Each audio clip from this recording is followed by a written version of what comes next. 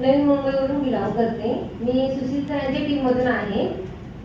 मी actually माझ्या आयुर्वेदाची आवड आहे, आयुर्वेद औषधांची आवड आहे, त्याच्यामुळे मी खरं तर मी रियान्श मध्ये आलेले आहे. कारण माझे मिस्टर डॉक्टर आहेत, पण ते ॲलोपॅथिक रिकमेंड करतात आणि मला पहिल्यापासून आयुर्वेदाची खूप आवड आहे.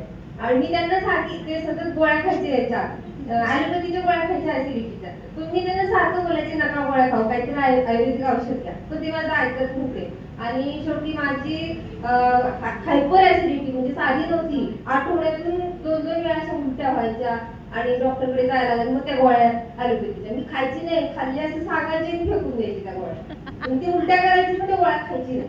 एवढं म्हणजे आयुर्वेदात खूप विश्वास माझा. आणि दुसरा म्हणजे पीसीओडीचा पण मला प्रॉब्लेम होता.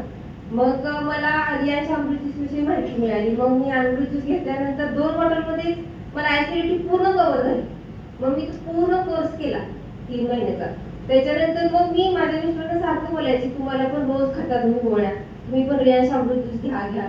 त्यांनी नाही ऐकलं. मग मला ज्यावेळेस रिझल्ट आला त्यावेळी ते स्वतः त्यांची गोळी बंद केली त्यांनी आणि आता अमृत ज्यूस घेत आहेत. आता दोघांच्याही गोळ्या बंद झाल्या आणि पीसीओडीचाही मला चांगला रिझल्ट आलेला आहे. आणि त्याच्यानंतर कामोठ्यामध्ये माझ्याकडून एका लेडीजला कॅन्सर झालेला, म्हणजे ओव्हरीला सिस्ट होती.